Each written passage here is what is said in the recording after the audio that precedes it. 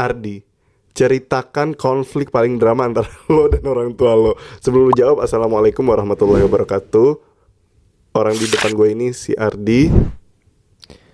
Dan orang di bawah gue ini si Alfi. Oke.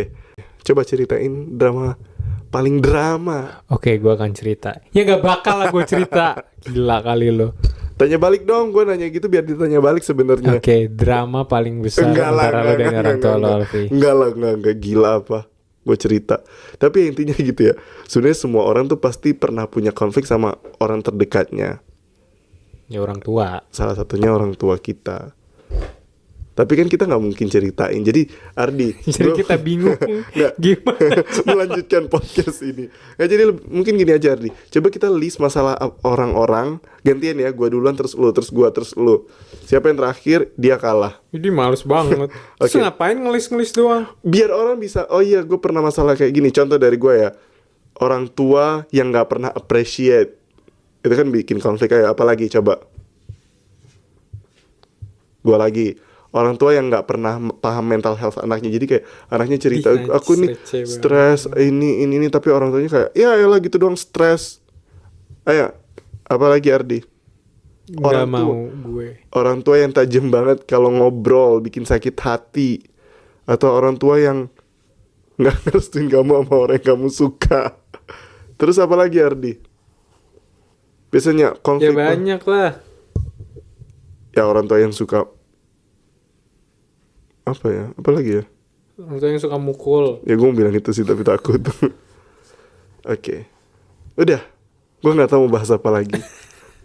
Nggak sih. Gue cuma pengen di podcast yang ini gue tuh pengen kayak kita sama-sama bantu diri kita sendiri, bantu diri lo juga, dan bantu teman-teman yang ada di sini yang lagi ngedengerin ini untuk berdamai sama orang tua yang gak sempurna.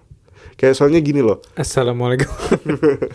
Soalnya kayak gini loh. Iya aku paham sih, kadang kita gak bisa menjustifikasi perbuatan orang tua yang salah kan. Ya yang salah ya tetap salah. Tapi kalau kamu mau jadi orang yang besar, you have to be the bigger person. Paham gak sih maksudnya? Kalau kamu mau jadi orang yang besar, kamu harus jadi orang yang lebih besar di dalam konflik ini. Nah, sebenarnya kalau bahas parents itu super complicated sih. It's very complicated. Kayak nggak bisa dari satu sisi anak doang. Karena orang tua juga punya sisi yang mereka juga kadang butuh dipahami. Tapi makin kesini tuh patternnya kayak anak-anak tuh makin kurang ajar nggak sih sama orang tuanya? Karena? Kayak nggak takut aja gitu sama orang tuanya. Beda sama generasi-generasi sebelumnya gitu loh. Makin kesini kalau gue lihat di jalan ya anak-anak kecil gitu, kayak mereka berani gitu sama orang tuanya. Mungkin karena di TikTok juga biasanya mereka pasti nyalahin orang tua gue tuh, gara-gara orang tua gue tuh jadi seperti ini. Gue sering melihat konten di TikTok yang menjelekan orang tua, kayak lo kalau mau punya anak at least lo siap lah. Dan ya sekali lagi kita tidak menjustifikasi ya kalau orang tua salah ya salah. Tapi ya seperti Ardi bilang, it's a complicated thing. Iya, kayak lu benar-benar bisa melihat lu mau melihat dari kacamata mana nih? Iya, gitu loh. Kalau kacamata dari anak ya orang tua pasti punya banyak salahnya. Tapi kalau mau pakai kacamata orang tua, there are a lot of things too yang anak juga salah. Yang anak kalau dibilang, nggak gitu kok, gue nggak sebenarnya gitu. Tapi ya everyone has their own side gitu loh. Everyone has their own perspective. And if you wanna be the big person, you have to be the bigger one in this conflict. Dan salah satu cara gue berdamai ya Ardi, kayak gue kan juga nggak bisa bohong, pasti ya ada lah kayak kita kesel sama orang tua dan lain sebagainya. Tapi salah satu turning point adalah gue tuh berhenti melihat orang tua gue sebagai ayah dan ibu. Bukan berarti tidak menganggap ya, maksudnya menganggap mereka, tapi gue pengen berpikir sejenak. Misal tanpa ada label ayah dan ibu, gue ngelihat mereka gimana ya? Ya udah, gue ngelihat mereka sebagai manusia biasa. Gue nggak mau melihat mereka nih ayah dan ibu. Gue mau melihat mereka sebagai manusia yang jadi karakter utama di hidupnya, sebagaimana gue jadi karakter utama di hidup gue. Gue berusaha membayangkan apa yang pernah mereka lalui. Gue berusaha ngebayangin pas mereka masih kecil, pas mereka masih jadi balita yang baru diajarin jalan sama orang tuanya sendiri. Gue ngebayangin itu kayak gue agak kayak sedih gitu loh, kayak ini ada balita nih lagi belajar jalan, lagi baru tahu hidup, dan beberapa tahun kemudian mereka punya kita. Terus aku juga ngebayangin mereka di dunia, di masa-masa remaja mereka, masa-masa rebel mereka, masa-masa mereka kayak kita saat ini, kayak nggak peduli, bukan nggak peduli, kayak nggak suka atas perlakuan orang tua yang nggak adil. Jadi kayak mereka juga ngerasain apa yang kita rasain, mungkin lebih berat dari itu, karena mungkin generasi yang sebelumnya mungkin kayak lebih konvensional, lebih kolot. Kayak kalau kita sekarang kan udah lebih paham mental health dan lain sebagainya. Tapi orang zaman dulu kan nggak dapat informasi yang luas mengenai itu. Beda sama kita sekarang. Jadi aku berusaha melihat mereka sebagaimana orang-orang yang kayak kita kan selalu ngerasa kalau lo mau jadi orang tua, at least lo harus siap. Tapi gimana kalau mereka juga ternyata pada masanya dipush oleh society untuk segera nikah. Jadi mereka sebenarnya pada dasarnya belum siap aja. Terus mereka punya anak karena ya begitulah society. Jadi gue berusaha melihat mereka sebagai manusia inosen, bukan manusia inosen sih, kayak orang-orang baik yang sama kayak kita, ya, kesulitan jadi dewasa, gitu. Iya, korban juga, kayak kesulitan juga jadi dewasa, kayak struggling juga menjalani hidup ini. Jadi kayak ketika kita lagi konflik sama orang tua kita tuh jangan ngelihatnya kayak si ini salah. Tapi gue pengen lihat kayak sebenarnya kita berdua ini dua orang baik yang sama-sama jadi korban atas kejamnya hidup ini. Kayak kita tersakiti atas banyak hal, orang tua kita juga mungkin tersakiti atas banyak hal yang membuat mereka seperti ini. Sekali lagi tidak bisa dijustifikasi kalau apa lagi sampai kayak mukul dan lain sebagainya, kita benar-benar nggak bisa menjustifikasi. Tapi kayak mungkin contoh yang paling sering kayak orang tua kita kurang bisa menunjukkan cintanya mereka kepada kita atau kurang appreciate kita. Mungkin kayak udah banyak masalah dalam hidup mereka yang bikin mereka sakit hati, yang udah bikin mereka kayak porsi cinta mereka tadinya 10, tapi karena banyaknya ujian hidup, kayak porsi cinta itu tuh jadi cuma tersisa 4 doang. Dan mereka menjaganya untuk diri mereka sendiri, mereka gak mau bikin sakit hati lagi. Tapi ya karena mereka orang tua, mereka tetap mengusahakan sebaik-baiknya. Dan gue juga berusaha melihat orang tua gue tuh kayak gini. Kan kebanyakan orang tua tuh menyiapkan banyak hal buat kita kan, secara fisik doang, kayak ngasih kita makan, ngesekolahin kita. Tapi kadang kita ngerasa ya itu kewajiban orang tua. Tapi kita ngerasa kayak gini, it's a bare minimum, itu kewajiban orang tua. Tapi gimana kalau itu adalah bentuk cinta juga, yang satu-satunya bentuk cinta yang bisa mereka lakukan, karena mereka udah gak tahu gimana caranya lagi untuk menunjukkannya. Kayak kenapa mereka gak bisa menunjukkannya, kan mereka harus belajar ini. Kayak kita masih muda, makanya kita bisa bilang gini. Aku baru bisa bilang gini di usia aku yang udah 31. Aduh, gue tua banget. Tapi ya aku baru bisa bilang ini di usia aku yang sekarang. Tapi pas aku di usia 20-an, usia belasan apalagi, it's all about me. Tapi pas sekarang udah di posisi ini, sekarang paham, oh ternyata hidup seberat ini ya. Orang tua aku pernah di usia aku yang sekarang, dan mungkin mereka ngerasain susah yang sama gitu. Ardi udah ngantuk guys. Ardi, lu ngomong sesuatu dong.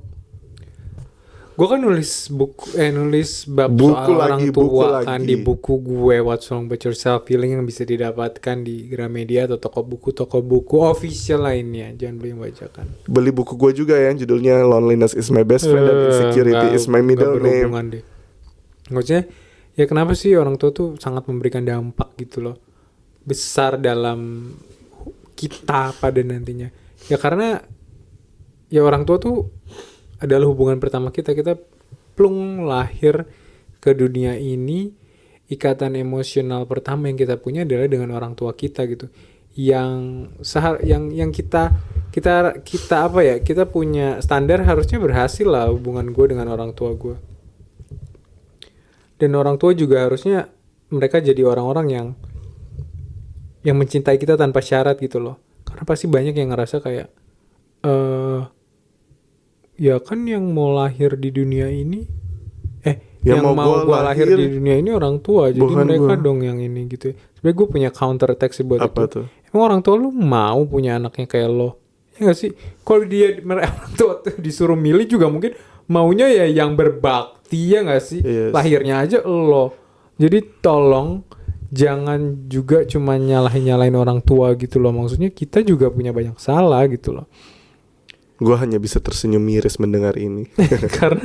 Karena ya it's true. Iya kan.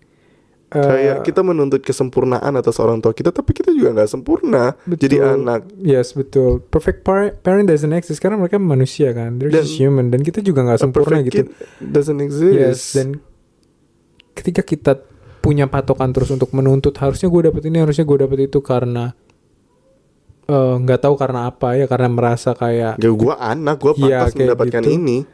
Ya udah, nggak akan ada masalah yang selesai gitu loh.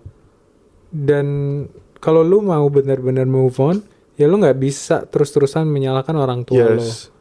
Ya ini tentangnya kita memperbaiki luka kita dan move on gitu loh, untuk jadi orang yang lebih baik. Kalau memang kita punya orang tua, maksudnya banyak gitu loh di luar sana ya yang punya orang tua yang mungkin lebih parah gitu lah dari orang tua kita. But they survive, they make it gitu loh. Mereka bisa tetap jadi orang baik walaupun orang tuanya memang yang beneran jahat ya misalnya. Iya, gue melihat itu sendiri.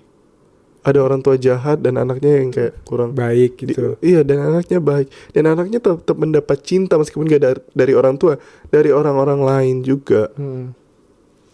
Ya gitu, dan being a parent is hard. Iya, being a parent is very hard. Kayak gini dah, jadi anak aja sesusah ini, apalagi jadi seseorang yang harus mengurusi hidup orang lain yang menjadi tanggungan kita. Yes. Dan apa ya, balik lagi ya, memang ya ada orang tua yang kasarnya tidak pantas jadi orang tua gitu loh, karena mungkin mereka sangat membenci anaknya. Dan ya udah gitu loh, ya itu salah mereka. Tapi ya bukan berarti terus lo hidup ini untuk terus menyalahkan mereka gitu loh. Jangan juga jadi korban. Ya mungkin orang tua lo kayak gitu tuh jadi korban dari orang tuanya mereka, lingkungannya. Benar. Yang kayak tadi Alfi bilang sih sebenarnya, yang memaksa mereka untuk punya keluarga di mana dia nggak siap misalnya. Ya udah gitu loh, maksudnya ini juga apa ya, turning point sih, bahwa kasih sayang manusia tuh nggak ada yang sempurna, bahkan orang tua kita sendiri. Dan ketika kita terus-terusan menuntut itu dari manusia, ya kita kan kecewa. Ya kayak lu menuntut kesempurnaan dari sesuatu yang tidak sempurna, lu bakal kecewa sih, lu nggak bakal dapet apa yang lo mau. Jadi ya, dan gimana ya, ya mungkin ya ini jadi turning point bahwa ya lu kalau mau mendapatkan cinta yang apa ya, yang genuine, yang utuh, ya lu cuma bisa dapat dari Allah gitu, yang sempurna gitu ya. Dan ya lu harus juga mulai belajar untuk mencintai Allah. Iya. Alfi nguap sekarang. Enggak, fitnah banget. Karena iya, kalau kita belajar mencintai Allah dulu, everything will fall into place pada akhirnya.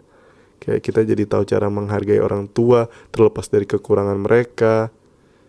Kita jadi bisa melihat dari berbagai sisi. Dan kadang tuh orang tua, kan orang tua jenisnya banyak ya. Oke lah, ada yang kayak tadi tuh salah parah gitu, yang sampai abusive, mukul, yang benar-benar salah gitu loh, atau memanfaatkan anaknya doang, itu kan banyak. Ya ada lah yang kayak gitu-gitu. Tapi ya itu pun nggak sia-sia kok. Maksudnya ketika kita membantu orang tua kita yang memang mungkin jahat atau apa ya istilahnya, memanfaatkan kita dapat balasan insyaallah di akhirat kelak. Dan ada pintu khusus juga yang paling tengah di surga, buah dari kita berbakti sama orang tua gitu. Jadi jangan lakukan ini untuk dapat balasan dari mereka juga. Betul. Lakukan hal-hal baik ke orang tua kita ya karena Allah gitu loh, supaya kita dapat balasan yang terbaik. Jadi kayak mikirnya, ya Allah, hamba melakukan ini untuk Engkau ya Allah, hamba berusaha nyenengin orang tua, berusaha nggak bentak, ini karena Engkau ya Allah, tolong beri hamba balasan yang baik atas ini.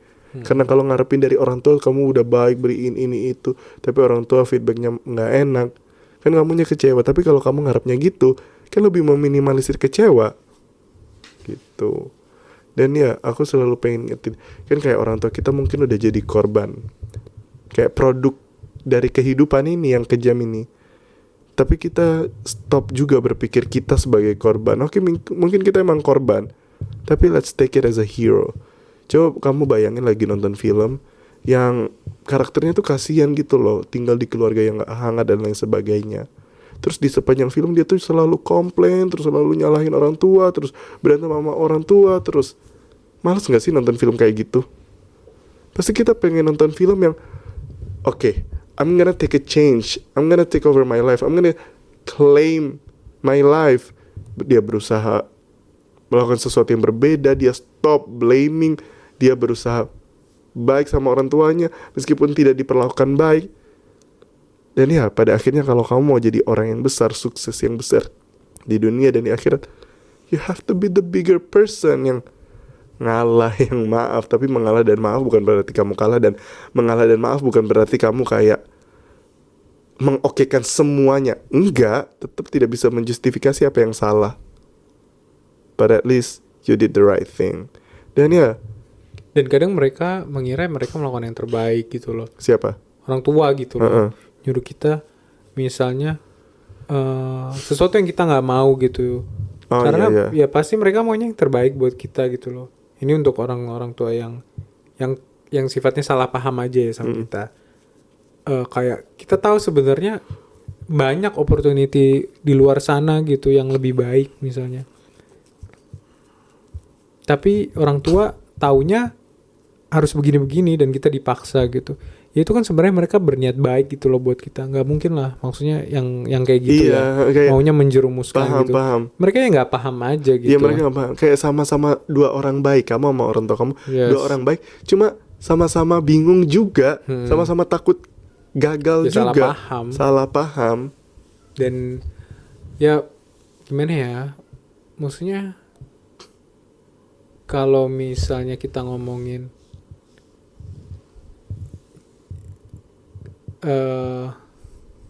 umur mereka gitu loh, ya mereka kan lebih tua, jelas itu menambah faktor gitu loh bahwa mereka akan gak lama gitu loh, walaupun kematian bisa kapan aja ya, cuma maksudnya this is another factor gitu loh, kayak ya berapa tahun lagi sih maksudnya kita tinggal sama orang tua gitu loh. Dan ya udahlah, maksudnya kita berusaha aja membahagiakan mereka walaupun mereka nggak membahagiakan kita. Walaupun mereka nggak membahagiakan kita. Dan kadang ya orang tua tuh mereka harus act like a parent gitu loh.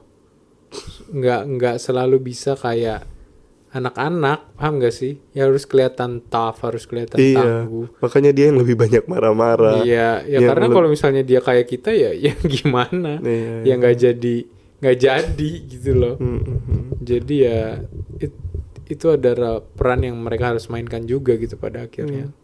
Dan hal paling keren dari semua ini adalah terlepas dari kekurangannya orang tua kamu tuh juga jadi belajar parenting secara nggak langsung, ya nggak sih? So ya, wassalamualaikum warahmatullahi wabarakatuh.